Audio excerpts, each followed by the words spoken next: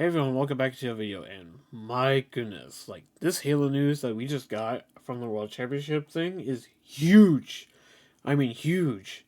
Because 343, now called Halo Studios, released a video documentary. Like, they promised us as a special studio update, and they weren't kidding around. Like, this is absolutely insane. I'll let the 2.5 minute from the 6 minute video documentary. If you want to see the full thing, I'll put a link down in the description below, but this is insane. I'll let the clip, show for itself.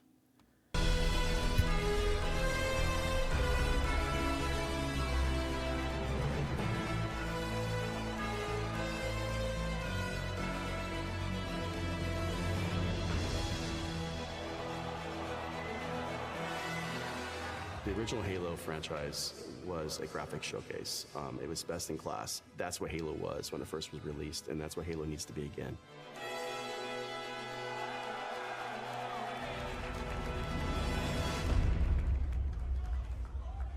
So once Project Foundry had been approved, we took the entire creative team and we ideated on 3 locations, something old, something new, and something really alien. We had the Pacific Northwest, which is sort of traditional Halo biome. We were trying to shove as much foliage in there as humanly possible to make it really feel like you're on a hike in the, Cascades. The Cold Lands, which was the second biome that we took on, it was more of a technical showcase where we could play with shaders, we could play with deformable landscapes and terrains. Unreal affords us more opportunity than we've ever had in the past. On the surface, it might just look all like snow, but how many layers of things combine to really give that winter look? And then our third biome was the Blightlands, which is any land that's been completely taken over by the flood. I wanted to give our team the opportunity to really express an alien world, a really alien world, taking something way further than they may have actually done in previous Halo games. What's impressed me about watching the Halo team work in Unreal is how beautiful everything looks, how incredible the environments look. I don't think we've seen anything quite like it in Unreal Engine before. Fortunately, we have a studio that's really passionate about Halo, about the look and the feel, and I think there's a lot of hunger to really collaborate, to move forward together. Foundry was an initiative that touched on every part of the creative process, everything from concept art, VFX, characters, vehicles, and weapons to make the future games of Halo. Creating an asset, taking this design, now we can really dig into material foundations. What is it actually made of? How is it physically accurate to the world? Now we get to take all the wonderful legacy assets that we have, bring them to life, and bring them to today's standards.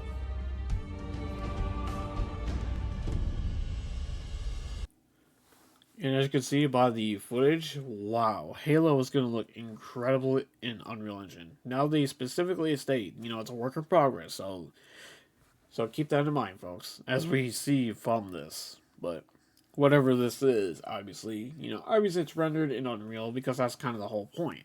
But we have some official screenshots as well. There's a bunch more out there.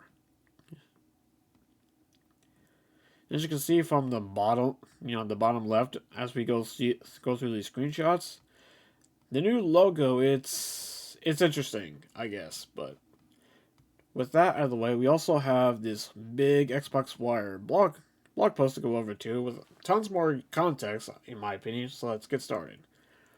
Ahead of the final match at today's championship event, we saw an unexpected video, and it depicted landscapes you might expect from the series, foreign architecture, fading from dramatic landscape inspired by the Pacific Northwest, gorgeous fields of ice, and a area consumed by the flow. We of course saw a glimpse of Chief himself, his iconic enemies, even a Banshee arcing past the current, but what we saw was look back. It was something new.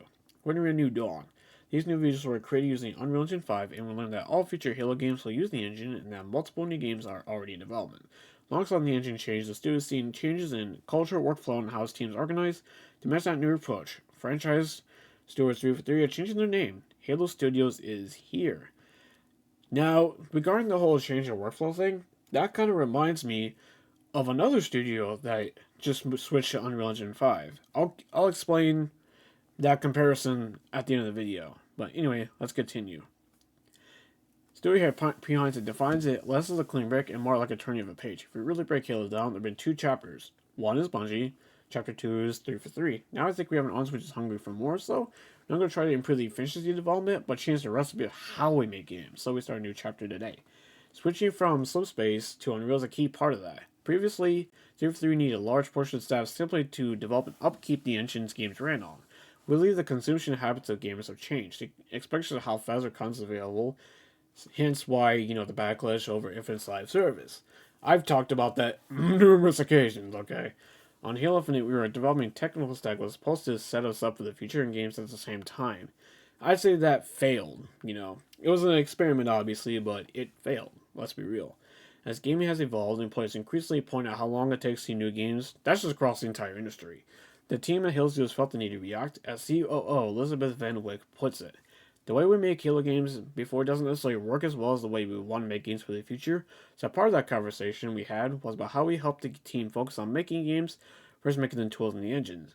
Alongside the wider changes of how the studio is set up, which we can read more about below, adopting Unreal means Halo Studios is more able to create games with a focus that can satisfy fans, even sign up multiple teams to create different games simultaneously, but Unreal also comes with built-in benefits that would take years of work to replicate.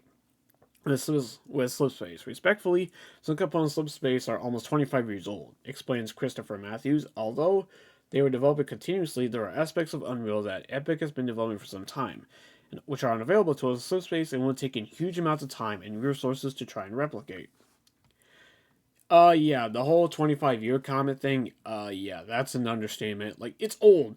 It is old. That engine is a dinosaur, I mean, if the Unreal Engine is their 5th iteration, come on, but yeah, it's old. It is old as hell. So it was time to move on. It definitely was. So you could kind of feel that, like with Infinite, to a degree. So yeah, I don't blame them for moving on, especially considering that the whole contractor thing. Them moving on to Unreal will make things easier when it comes to that policy. But continuing.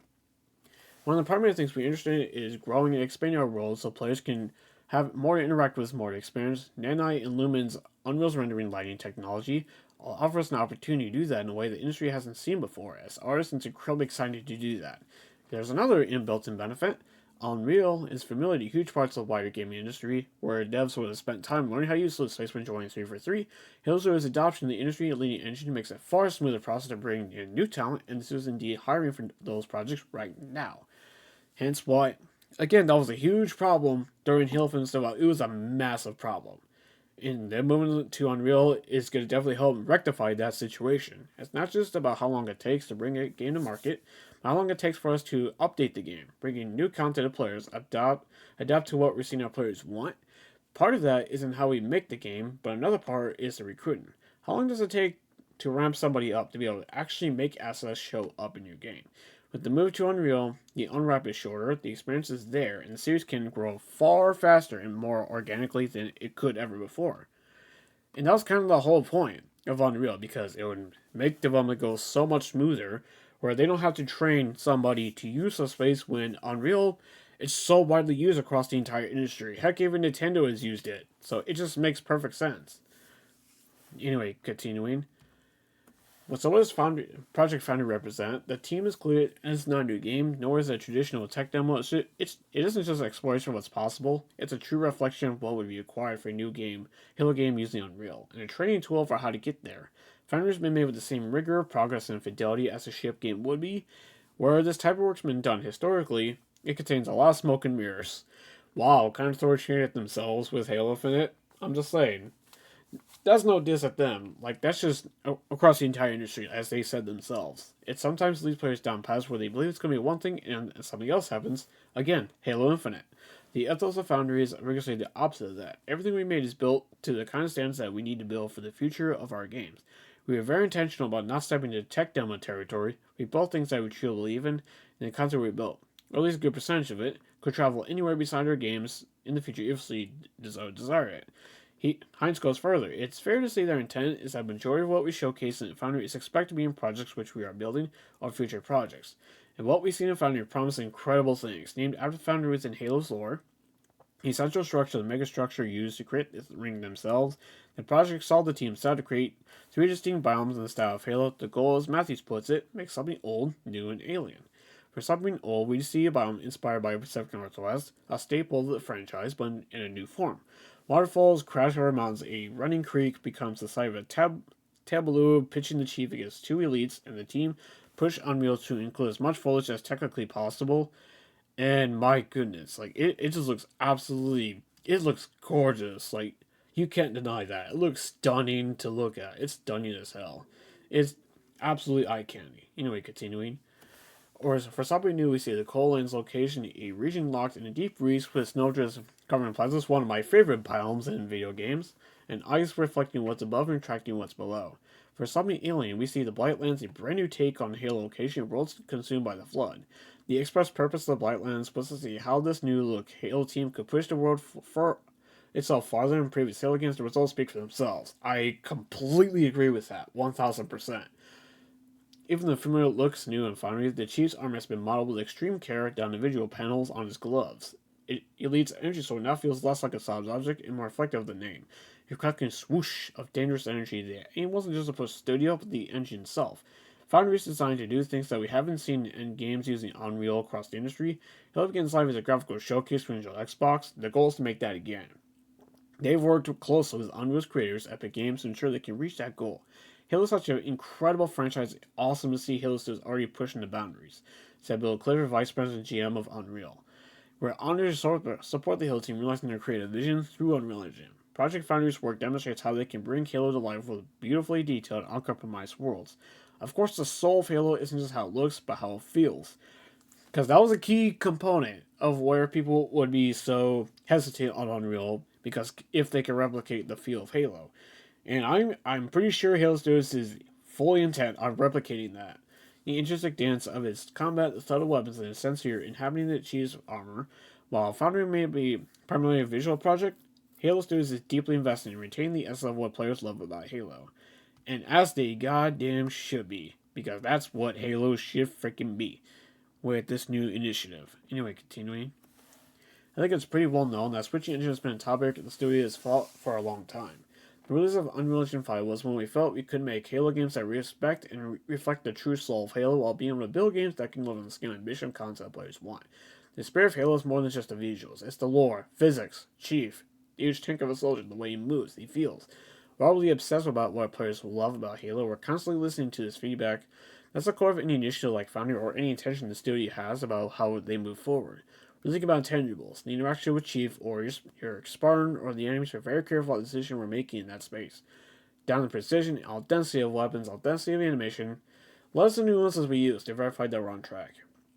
Let's talk about what's coming beyond it. As you might expect, the team isn't talking about what exactly those new games will be right now. I have a pretty damn good idea based on this footage, what this new chapter, not the final stage. It's fair to say, new Halo game is imminent. Halo Infinite will still be supported through Subspace. You can expect more operations and updates to its Forge mode.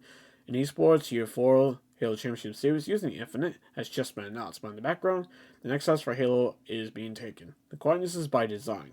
Heinz makes clear the priority right now is just doing the work. Yeah, again, no talking, just show it. Just show it.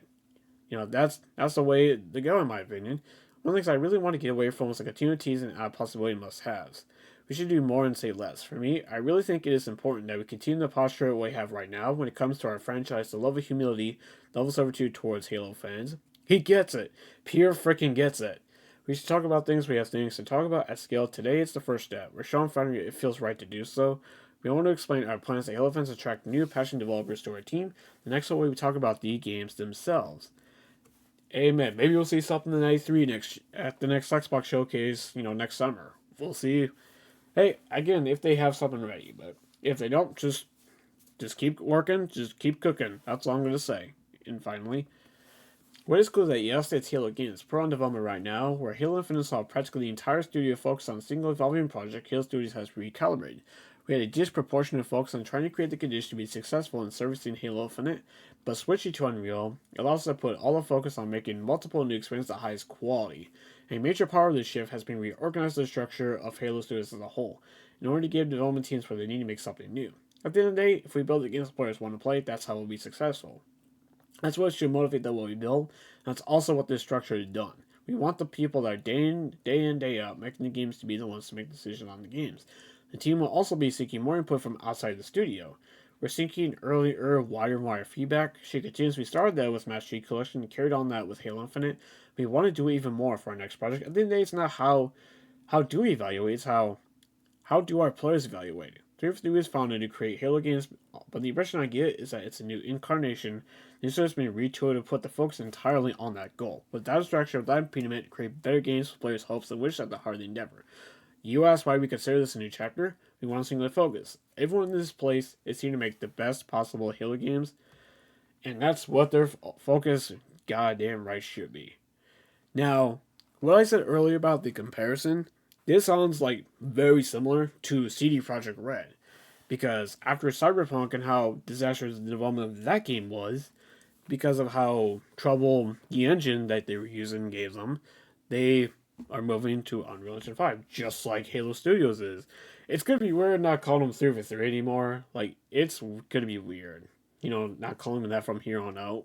It's gonna take a while for me to get used to. I'm not gonna lie, but all I'm gonna say is they have a lot to prove, and if they can kind of nail it, but based on what they're saying, Halo could be on the cusp of a comeback. Like, it's nice actually to be truly excited about Halo again, because I'll be honest with you, outside of mods, I haven't really cared all that much about Halo for a while. To be honest with you, that's just me being honest. Okay, I mean, can you blame me really when we haven't really had this positivity from in terms of Halo news for a long time, really long time. It is kind of cool though.